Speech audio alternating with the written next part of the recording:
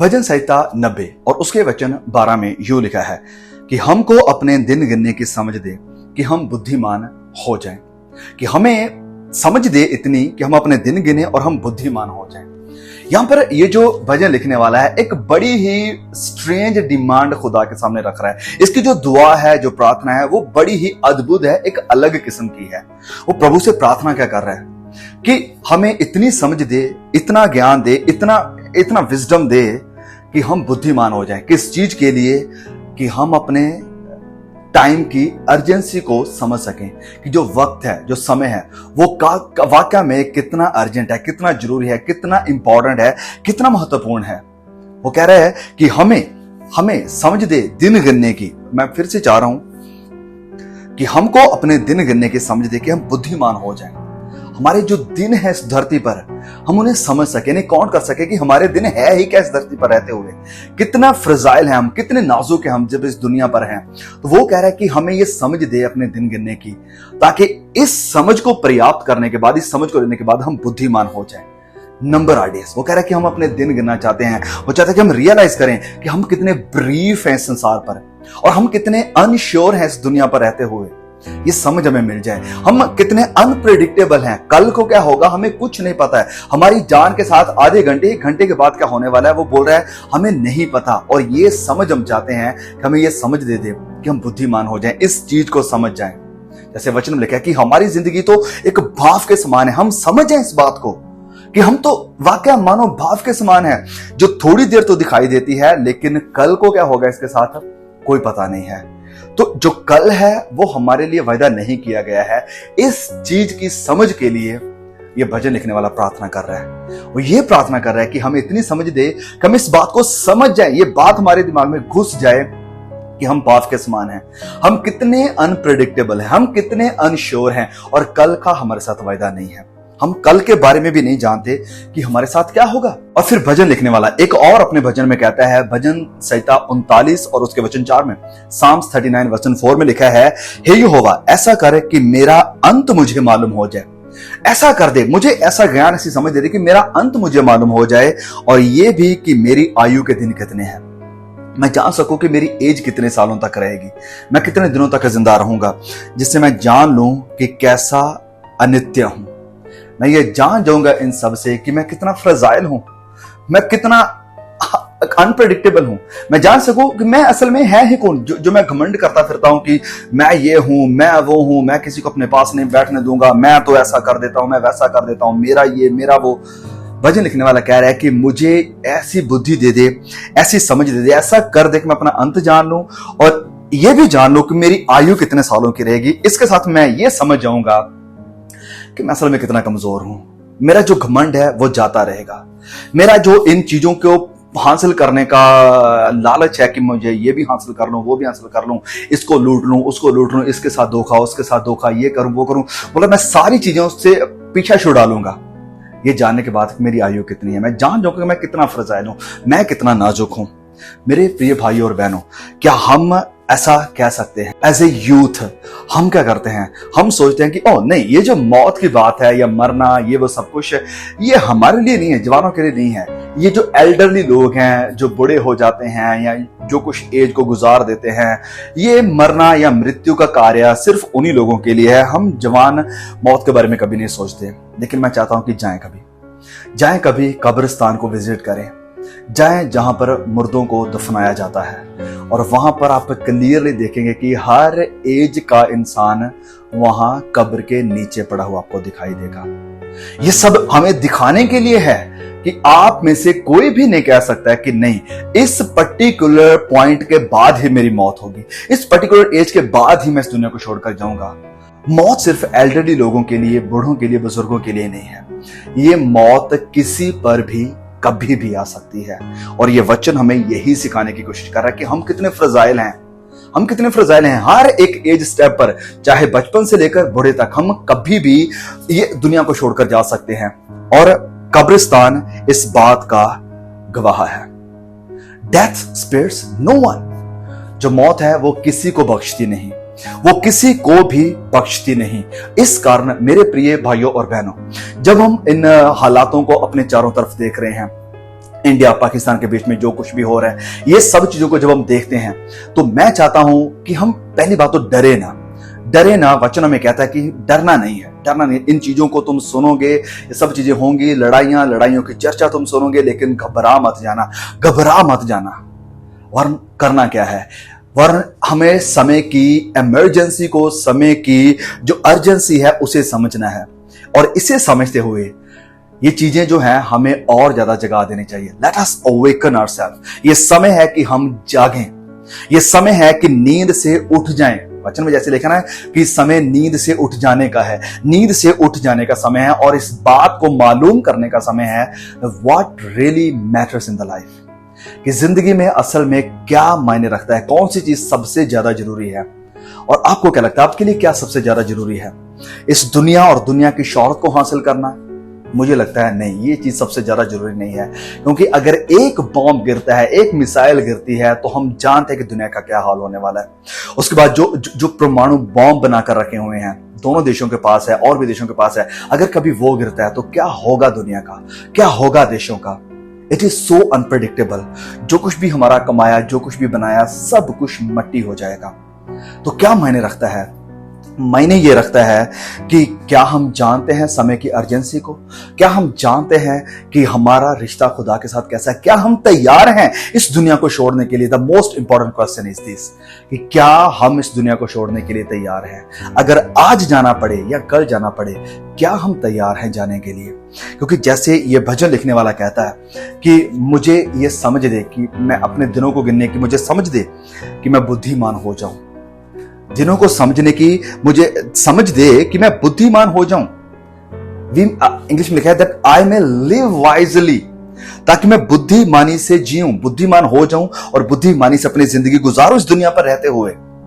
बहुत सारे लोगों को मैं देखता हूं, खासकर जवानों को, वो बुद्धिमानी से अपनी जिंदगी नहीं गुजार रहे हैं। ऐसी अभिलाषाएं, ऐसी चीजों के पीछे भाग रहे हैं जिनका असल में कोई मायने नहीं रही हैं। मैं सिर्फ आत्मिक दुनिया की नहीं बात कर रहा हूं। जब बात आती है इस संसार पर हार्ड वर्क करने की भी, कुछ हासिल करने की, कुछ बनने की, कुछ अच्छा करने की, कुछ ऐसा मीनिंगफुल करने की कि जो वाकया हमारे लिए, हमारे परिवार के लिए मायने रखेगा, उस चीज के लिए भी आज का यूथ फोकस नहीं है। समय बर्बाद हो रहा है, और शैतान ने बहुत अच्छा खेल खेला है कि वो अपना कार्य बाखूबी कर रहा है। स्पेशली जवानों को उसने डिस्ट्रैक्ट करके रखा हुआ है, ताकि ना वो अपने लिए इस संसार के लिए कुछ कर सके और ना ही वो आत्मिक दुनिया के लिए कुछ कर सके। और ये भजन लिखने वाला यही चीज की ताकीद कर रहा है, खुदा से यही प्रार्थना कर रहा है कि अपने दिन गिनने की समझ दे कि मैं बुद्धिमान हो जाऊं और बुद्धिमानी से अपना जीवन गुजारूं, कि बुद्धिमानी से मैं जान सकूं कि इस जिंदगी की असल सच्चाई क्या है, इस जिंदगी का असल सच क्या है। और जब हम इस जिंदगी के असल सत्य को जानते हैं तो फिर ये भजन लिखने वाला कह रहा है कि मुझे इतनी समझ दे कि मैं बुद्धिमान हो जाऊं और जान सकूं कि इस जिंदगी की सच्चाई क्या है। और जब हम इस जिंदगी की सच्चाई को जान लेंगे तो फिर ये जो विजडम होगी, ये जो बुद्धिमानी होगी, वो हमारी मदद करेगी कि हम एक ऐसी जिंदगी गुजारें जो वाकई में मायने रखती है, जिसके वाकया कुछ मायने हैं। ऐसी जिंदगी नहीं जो बिना टारगेट किया है, बिना फोकस की या बिना डिसिप्लिन की है, जिसमें कुछ भी पर्पस नहीं है।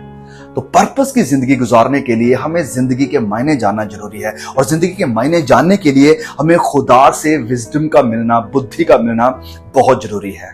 यही प्रार्थना भजन लिखने वाला कह रहा है कि मुझे समझ दे ताकि बुद्धिमान हो जाऊं, बुद्धिमानी से जिंदगी को गुजारूं।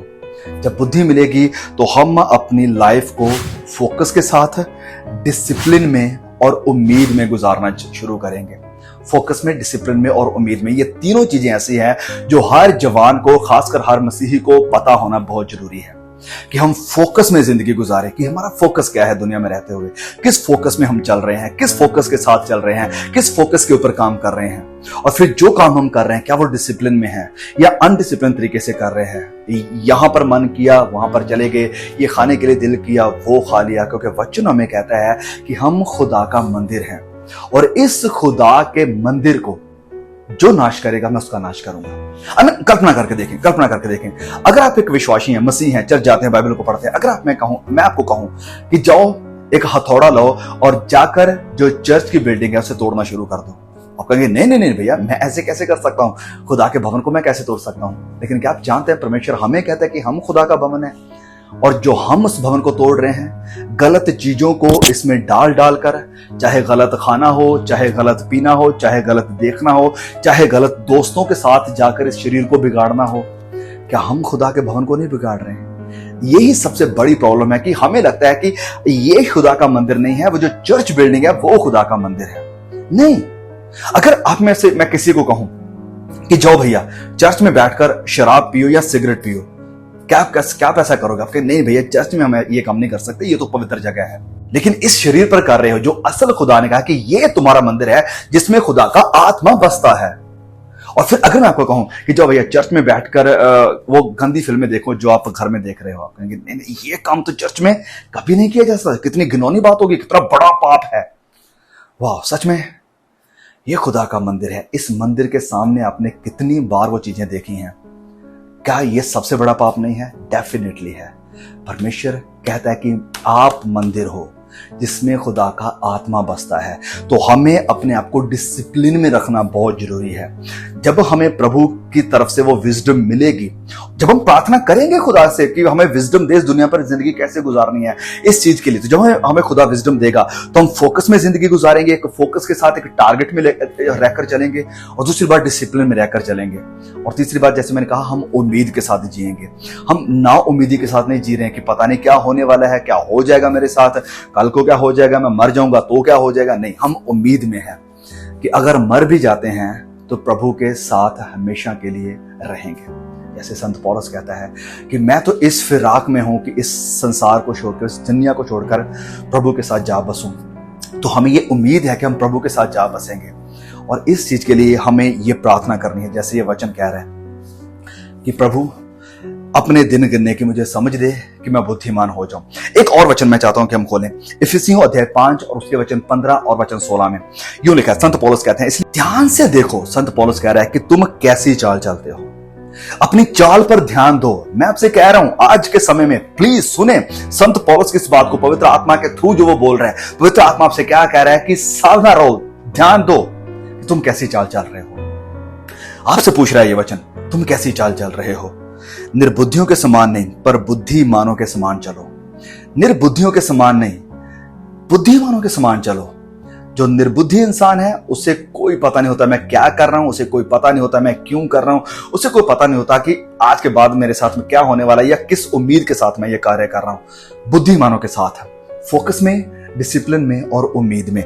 वचन कह रहा है कि ध्यान दो अपनी चाल पर, be careful how you walk. ध्यान दो, सावधान रहो कि तुम कैसी चाल चलते हो, तुम्हारी चाल कैसी है। चाल का मतलब ये नहीं कि तुम टेढ़ा चल रहे हो, लंगड़ा के चल रहे हो, कैसा नहीं। चाल का मतलब है कि तुम अपनी जिंदगी कैसे गुजार रहे हो, तुम्हारा जीवन कैसा है, हाउ इज योर लाइफस्टाइल, तुम्हारी जीवन शैली कैसी है। इस चीज पर विचार करने की वचन हमें बात कर रहे हैं। ध्यान दो कि तुम कैसी चाल चलते हो, निर्बुद्धियों के समान नहीं वरन बुद्धिमानों के समान, बुद्धिमानों के समान। और फिर आगे लिखा है, अवसर को बहुमूल्य समझो क्योंकि दिन बुरे हैं। अवसर को बहुमूल्य समझो। ये जो अवसर मिला है, ये जो समय मिला है, ये जो वक्त मिला है, इसे एक अवसर की तरह लो। हर पल, हर घड़ी, हर घंटा, हर मिनट जो आपको मिल रहा है, मुझे मिल रहा है, ये एक अवसर की तरह है, ये एक अपॉर्चुनिटी की तरह है। वचनों में कह रहा है कि हर समय को, हर पल को एक अवसर की, एक अपॉर्चुनिटी की तरह लो। वचनों में कह रहा है क्योंकि दिन बुरे हैं। अवसर को बहुमूल्य समझो। ये जो समय मिला ये अपॉर्चुनिटी है, और इस अपॉर्चुनिटी को बहुमूल्य समझो, इसे कीमती समझो, क्योंकि दिन बुरे हैं, दिन बुरे हैं। मैं आपसे पूछना चाहता हूं, how are you spending your time? आप अपना समय कैसे गुजार रहे हो? क्या इसी फिक्र में, इन्हीं बातों में, इन्हीं न्यूज में कि ये हो रहा है, वो हो रहा है, ऐसा हो रहा है, वैसा हो रहा है? नहीं। How are you spending your time as a child of God? परमेश्वर के बच्चे होते हुए आप अपना जीवन कैसे गुजार रहे हो? आप अपने समय का कैसे इस्तेमाल कर रहे हो? क्या आप अपने समय को इन्वेस्ट कर रहे हैं परमेश्वर के साथ चलने में? क्या आप अपने समय को इन्वेस्ट कर रहे हैं प्रार्थना में? क्या आप इस समय को इन्वेस्ट कर रहे हैं वचन पढ़ने में? क्या आप इस समय को इन्वेस्ट कर रहे हैं प्रभु को और जानने में? How are you spending your time? आप अपने समय को कैसे गुजार रहे हैं? या यहां से एक न्यूज मिल गई, भैया यहां ये हो रहा है, वहां वो हो रहा है, चलो ये देखता हूं, वो देखता हूं। ओके, ठीक है, we need to be updated. हमें जानना जरूरी है कि क्या हो रहा है, कैसे हो रहा है, लेकिन इतना भी इन चीजों में नहीं चले जाना है कि हमें प्रार्थना के लिए समय नहीं है, हमें वचन पढ़ने के लिए समय नहीं है, हमें खुदा के साथ बढ़ने के लिए कोई समय नहीं है, ऐसा कोई मैसेज देखने के लिए समय नहीं है जो हमारी आत्मिक उन्नति में हमारे काम आए। प्लीज मैं फिर से पूछना चाहता हूं, आप मेरे जो भाई बहन हैं, आप अपना समय कैसे गुजार रहे हैं? आज परमेश्वर आपको वार्न कर रहा है।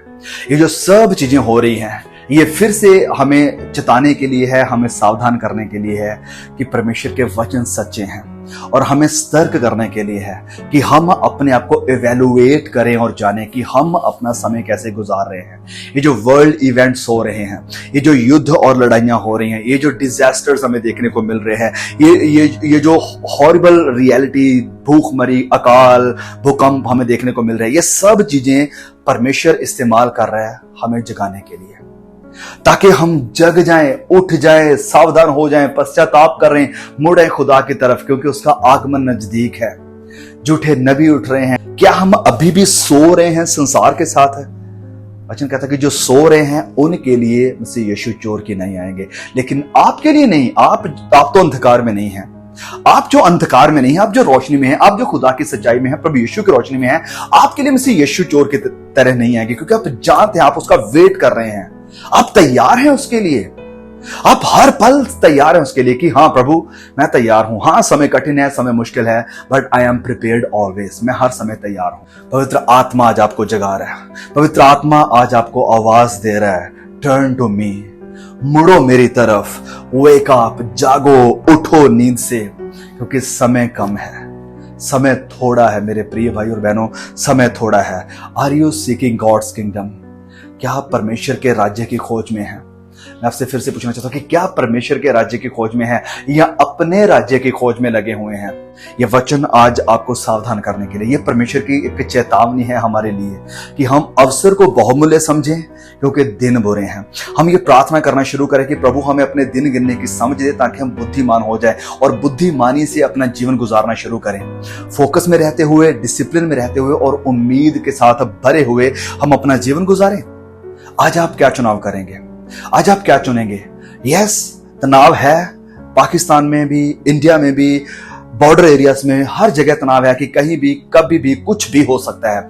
लेकिन इन सब चीजों के ऊपर उठकर क्या आप विश्वास को चुनेंगे कि नहीं, हाँ मैं जानता हूं समय मुश्किल है, समय कठिन है, लेकिन मैं विश्वास को चुनूंगा, मैं प्रभु में बना रहूंगा, डर को अपने ऊपर हैवी होने नहीं दूंगा। डर मुझे नहीं डरा पाएगा, क्योंकि मैं विश्वास में हूं, मैं विश्वासी हूं, मैं प्रभु यीशु को मानने वाला हूं। मेरे प्रिय भाई और बहनों, आइए मैं आपको बुलाना चाहता हूं कि पवित्र आत्मा की इस आवाज को, प्रभु यीशु की इस आवाज को, परमेश्वर की इस आवाज को इग्नोर ना करें, जो कह रही है it's time to turn to him.